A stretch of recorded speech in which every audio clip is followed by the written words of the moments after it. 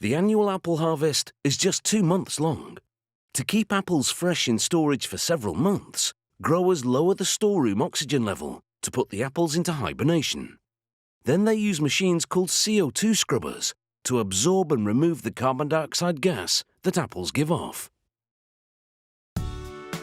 This CO2 scrubber pulls air from the airtight apple storage room through carbon pellets which absorb the CO2 gas molecules.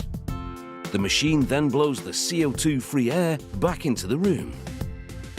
The machine's frame is built out of tubular steel and will support all of its components, including 2 sealed vessels filled with carbon pellets.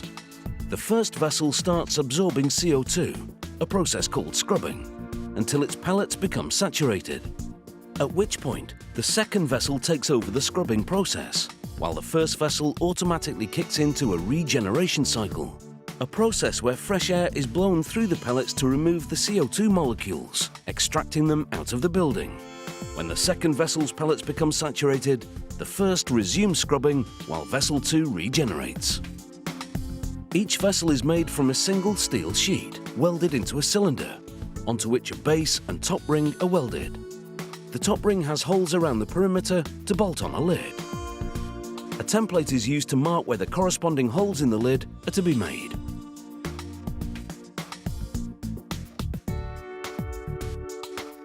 The lid is then mounted into a fixture, where an automated steel punch is used to perforate the steel and create the holes.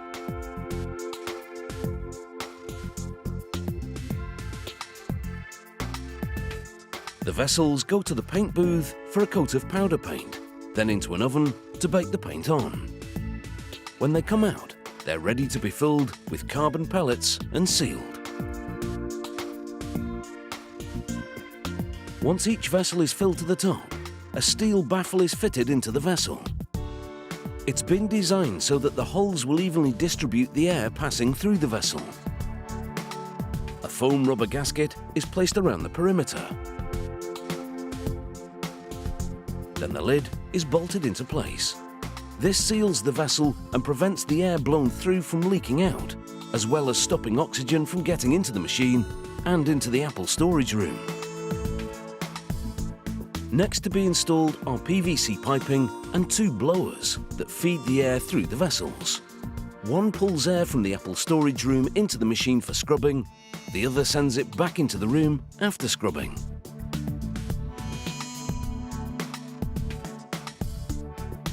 The airflow through the pipes is controlled by valves, which are wired to the machine's electrical panel.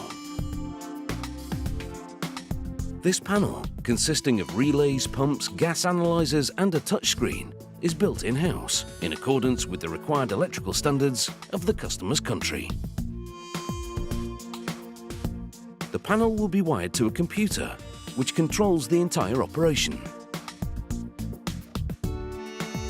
The computer has Wi-Fi, enabling the apple grower to remotely operate and monitor the machine from a tablet or smartphone.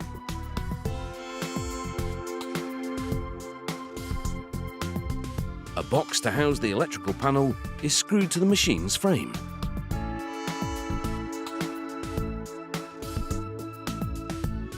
Once secure, the electrical panel is fitted.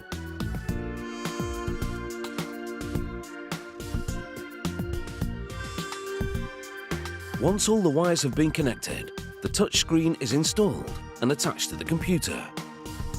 The screen allows the machine's operator to program both oxygen and CO2 target levels, specific to the type of apple that's being stored. This is critical because different apple varieties emit different levels of CO2. So how does it actually work? The grower stacks bins of apples in an airtight storeroom. A nitrogen generator feeds in nitrogen to reduce the room's oxygen level to 1.8%.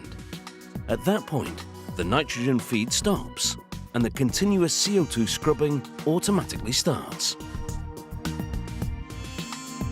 Many growers have their own in-house labs that conduct quality control tests on samples taken from each batch of scrubbed apples coming out of storage.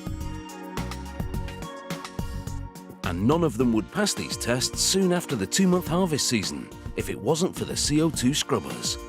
They lengthen the freshness by about 8 months making it possible to bite into a crispy apple all year round.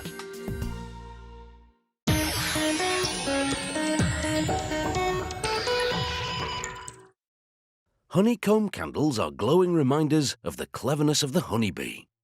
These candles are embossed with a hexagonal pattern that mimics the cell structures bees build to store their honey. And these candles are actually made from the wax foundation sheets that are used for beehive frames.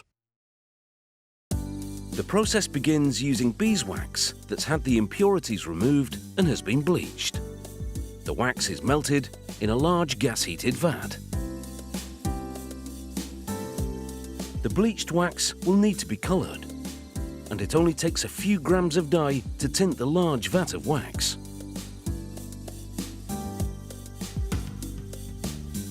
The dye is added, and the liquid is stirred to distribute it evenly. Next, a valve is opened, and the wax flows into a trough that's beneath a large drum. The drum is cooled by a system of chillers. As it rotates, it picks up the wax, which solidifies on contact with the drum's cooled surface. The wax is then pulled through a small opening to create an even thickness. At this point, the consistency of the wax is similar to that of toffee, but unlike toffee, it's not very sticky, so the layers don't stick together when collected in a roll.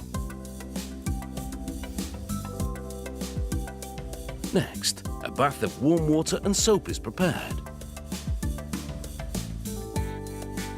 The roll of beeswax is then loosened to slacken and separate the layers, leaving space between them.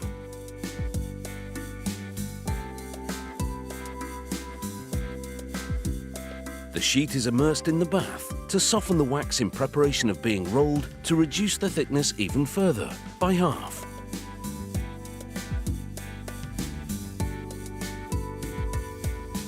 Using blocks of ice, the softened wax is then cooled to firm it up again.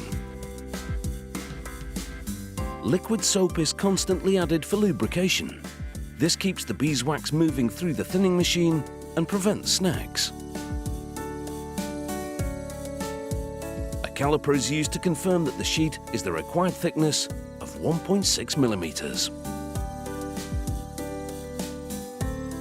The roll of beeswax is then transferred from the thinning machine to the embossing machine for the next stage.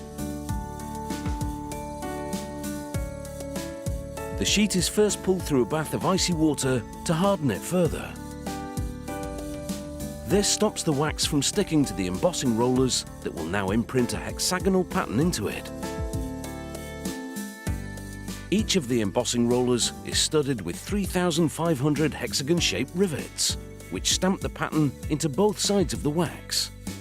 A blade slices the embossed beeswax into sheets, which now pass under a roller, which propels them into a neat stack.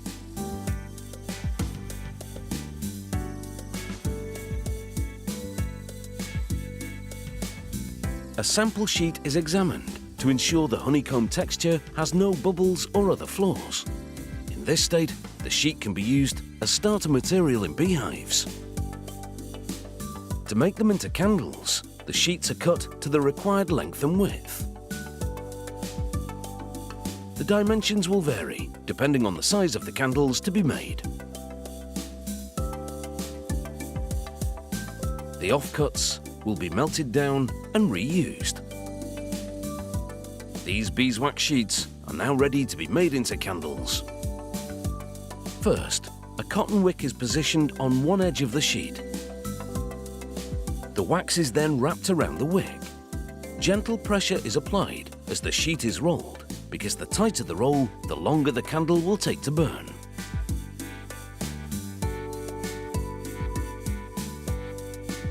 Being made at room temperature means that the wax is warm, so the layers adhere together.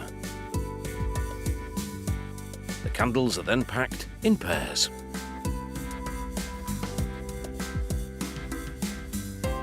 These honeycomb beeswax candles are now ready to throw some light wherever you light them.